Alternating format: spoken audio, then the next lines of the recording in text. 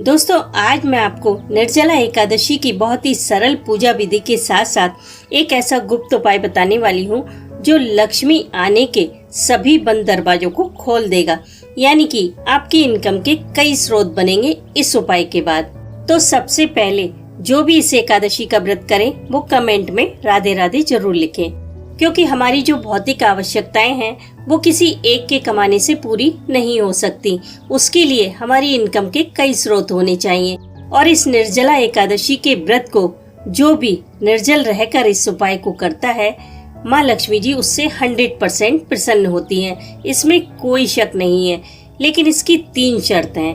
पहली, इस उपाय को आप बिल्कुल निर्जल रहकर करें, यानी कि बिना कुछ खाए पिए। अगर फलाहार करके रखेंगे काम ये फिर भी करेगा, लेकिन थोड़ा स्लो करेगा।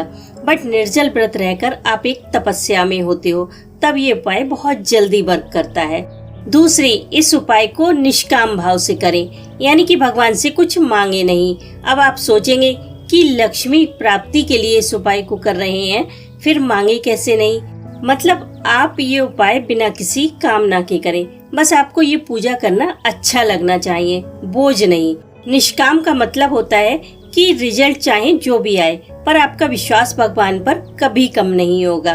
और इस उपाय में आपको मांगने की जरूरत ही नहीं है। इससे तो आपको मिलेगा ही मिलेगा। आप बिल्कुल श्योर हो जाएं और बस अपने काम पर ध्यान दें। तीसरी, इस उपाय को बिल्कुल गुप्त तरीके से करें। मतलब आपको किसी के सामने इसका जिक्र नहीं करना है। इसकी पूजा विधि सेम है जैसी आप हर एकादशी में करते हो। इस दिन सुबह ब्रह्म मुहूर्त में उठे, स्नान के पश्चात सूर्य देव को अर्घ दें, विष्णु भगवान और माँ लक्ष्मी जी की प्रतिमा को पंचामृत से स्नान कराएं। फिर धूप, दीप, चंदन, पुष्प, तुलसी दल से पूजन करें, कथा श्रवण करें, पीले फल, मिठाई का भोग लगाएं। और आप किसी भी एकादशी पर विष्णु सहस्त्र नाम का पाठ करें या ना करें, लेकिन इस एकादशी पर अवश्य करें।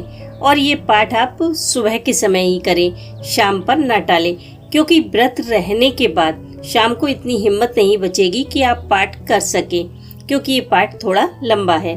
पूरे दिन मन ही मन ओम नमो भगवते वासुदेवाय का जाप करें, राम नाम का जाप करें, या फिर परमात्मा के जिस रूप में भी आपकी श्रद्धा हो उसके नाम का जाप करें।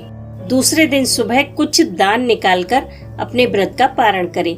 दान आप अपनी क्षमता के अनुसार निकालें और उसे किसी जरूरतमंद को ही दें। ज्यादातर लोग दान निकालकर मंदिर में भिजवाते हैं या अपने किसी रिलेटिव को जिसे मान्य कहते हैं उसे देते हैं। तो दोस्तों, जिसके पास सब कुछ है उसे दान देने का कोई मतलब नहीं है। दान आप उसे दीजिए जिसे सच में जरूरत है, फिर चाहे वो बाहर का हो या घर का, कोई फर्क नहीं पड़ता। इस दिन जो लोग धन की कमी से बहुत परेशान हैं, वो इस रात 9 बजे के बाद इस उपाय को कर सकते हैं। इससे 100% धन आगमन के रास्ते बनते हैं। आपको करना क्या है, आपको विष्णु भगवान और माँ लक्ष्मी जी की प्रतिमा को या फोटो को एक चौकी पर ऐसे विराजित करना है कि उनके चारों ओर जगह बची रहे। अब आपको मिट्टी के 16 दीपक लेने हैं, उनमें गाय का घी भरना है। उनमें लंबी बाती डालें जो बाहर की ओर हो, और उन्हें जलाकर विष्णु भगवान और माँ लक्ष्मी जी के चारों ओर सजा देना है, आगे पीछे दाएं बाएं सब तरफ। फिर आप सर्वप्रथम गणपति जी का स्मरण करें, फिर विष्णु भगवान का स्मरण करें, उसके बाद श्री सूक्त का पाठ करें। इसमें 16 ऋचाएं हैं, मतलब 16 श्लोक हैं, और आपके पास 16 दीपक हैं। एक कटोरी में गाय का घी ले लें और एक एक श्लोक बोलते हुए एक एक चम्मच घी दीपकों में डालते जाएं। जैसे पहले श्लोक पर पहला दीपक, दूसरे श्लोक पर दूसरा दीपक। 16 श्लोक पूरे होने के बाद आप माँ की आरती करें और सब कुछ वैसा ही रहने दें। दीपकों को जलने दें, कोई चीज आपको नहीं हटानी है। सुबह पूजा स्थल पर आकर एकदम से झाड़ू ना लगाएं। पहले कपड़े से साफ करें, सारे दीपकों को हटा लें, फिर भगवान को यथास्थान मिटाएं।